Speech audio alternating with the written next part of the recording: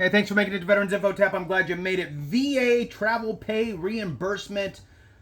How do you get that money back in your pocket is the question.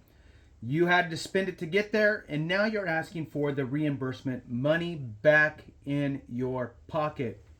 How's that work? What's it look like? And all of that good stuff. I'm going to jump into it here. Please hit the thumbs up, subscribe, share with a friend, all that good stuff. Truly appreciate it. The two asks: hit the thumbs up, let the video run, helps put it in the hands of others. If you want to support the channel in other ways, please consider being a member. I really do appreciate it. And thank you to all you members. You can go to the homepage, you'll see the highlighted members and a join button. You can do that there. Thank you so much. I really, really do appreciate the support. All right, let's jump into it here. VA travel pay reimbursement. This is directly from the VA's website, 1,000 pages deep, but wanted to go through this with you. So, VA travel pay reimbursement pays eligible veterans, and look, I get it. Many of you know what it is, but for those of you new to veterans benefits and VA healthcare and all that stuff, you may have no clue. So here you go. VA travel pay reimbursement pays eligible veterans and caregivers back for mileage and other travel expenses to and from approved healthcare appointments. Find out if you're eligible and how to file a claim. File a claim for general healthcare travel reimbursement online. General healthcare travel reimbursement covers these expenses for eligible veterans and caregivers. There's 2 bullets. All right. Regular transportation such as by car, plane, train, bus, taxi, or light rail. And 2 is approved meals and lodging expenses. Some people don't know about that, but it's there. You can file a claim online through the Beneficiary Travel Self-Service System, BTSSS. Filing a travel pay claim for the first time, it says to just keep reading through this to find out if you're eligible and want to know more before you file your claim. Eligibility for general healthcare travel reimbursement. So you're already enrolled in the VA for your service-connected conditions, and you're going in for your general healthcare checkups or what have you. So for veterans, as a veteran, you must be eligible for reimbursement you may be eligible for reimbursement if you meet the requirements listed here. This must be true. You're traveling for care at a VA healthcare facility or for VA approved care at a non-VA healthcare facility in your community. And at least one of these must be true. And there's 6 bullet points here. One of them must be true. Okay, not all, but one. You have a VA disability rating of 30% or higher, or you're traveling for treatment You're traveling for treatment of a service-connected condition, even if your VA disability rating is less than 30%. So if it's service-connected related, it's all that matters. You receive a VA pension. Okay, remember, pension is another monetary benefit for those that don't know. VA pension is not VA employee retirement, although it sounds like it, and that's why I hate that they call it VA pension. Anyway, VA pension, the best way for me to kind of shrink it up is it is a safety net program for low and no income veterans and surviving spouses. So they can receive VA pension either as the veteran or a spouse. All right, so moving on. You have an income that is below the maximum annual VA pension rate. So again, there is a limit on the amount for pension. It's the maximum allowable VA pension rate, which is set by Congress, kind of basically the poverty level. And if you're below that, it automatically puts you into VA healthcare. So even you can go get VA healthcare by being low or no income. You can also get VA pension with low or no income if you're a wartime veteran. So the difference here, you may be asking yourself, just in case, and I hate to run down the rabbit hole here, but why wouldn't a veteran have both VA healthcare and VA pension? They might not be wartime veteran, which is a requirement for VA pension. You had to have served during a war period. where with the VA healthcare, I don't believe that's the case. I think you just need to be low or no income for that doorway into the VA healthcare system. There's more ways into it, but that's the means tested way. All right, so moving on. You can't afford to pay for your travel as defined by our guidelines. And the last bullet here is you're traveling for one of these reasons: a scheduled VA exam, also called a compensation and pension or C&P exam, or to get a service dog, or for VA approved transplant care. So I would say that the three most common eligibility kind of points that would be met would be: one, it's the C&P exam. Two is you're rated at 30% or higher, going to the VA for care for everything, so you can be seen for non-service connected conditions and get your travel reimbursement. And then for those that are being seen specifically for their service connected conditions, automatic for the travel reimbursement. Moving on, for caregivers, we may pay for transportation and related lodging and meals for non-veterans if the person meets any of these requirements. At least one of these must be true. The person is your family caregiver under the National Caregiver Program, traveling to receive caregiver training or to support your care. The person is your medically required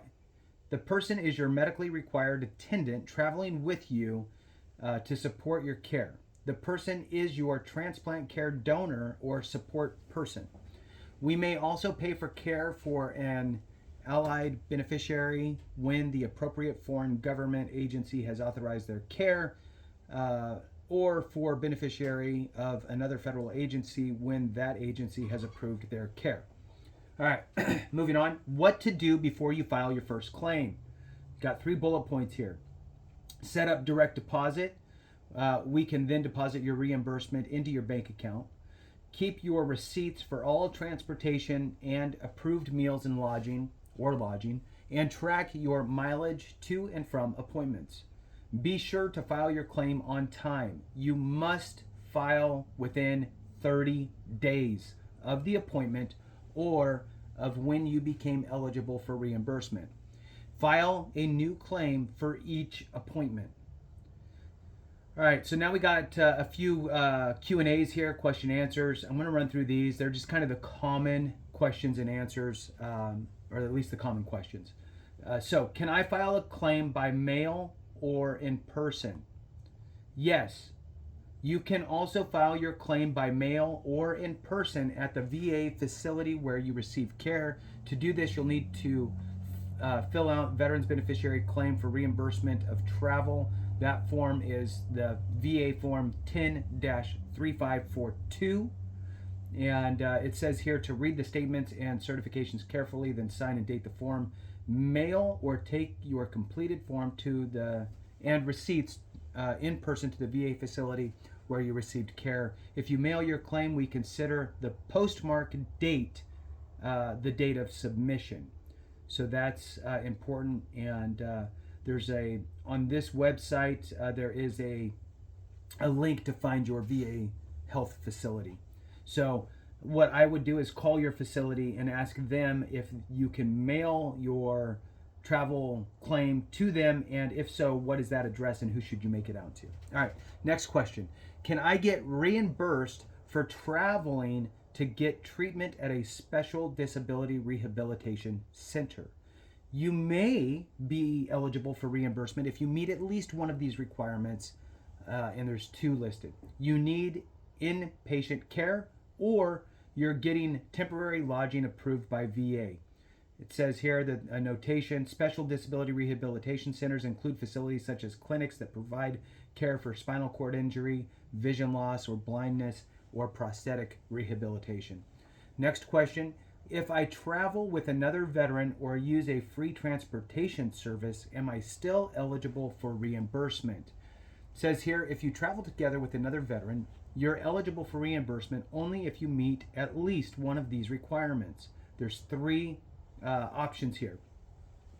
So the 3 options are, and you must have one of these: You're the owner of the vehicle used for travel, or you share a vehicle like a taxi with other veterans and pay your own fare. You pay another veteran to take you to the appointment. You'll need to provide a receipt of your expenses. If you're eligible for reimbursement, we'll pay the mileage rate or actual expense, whichever is less. If you use free transportation services, you're only eligible for reimbursement for any travel you may have had to get to and from your home to where you were picked up or dropped off by the service. So, for example, let's say that you're going to the main VA hospital, which is whatever, 2 hours away. You have a clinic that's 15 minutes away. You got a ride from your home to the clinic.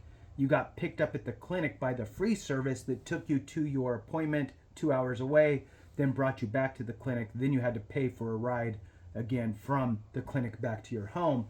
It's those traveling from your home to the clinic and back to your home that you would be able to get reimbursed. Moving on. Next question. What if I need transport by ambulance, wheelchair van, or other special type of vehicle? These types of transport are covered under special mode transportation reimbursement. You may be eligible for reimbursement if you meet the requirements below. This must be true. You're a veteran traveling for care at a VA health facility or a VA approved care at a facility in your community. And all of these must also be true. There's 3 bullets. You're eligible for general healthcare travel reimbursement.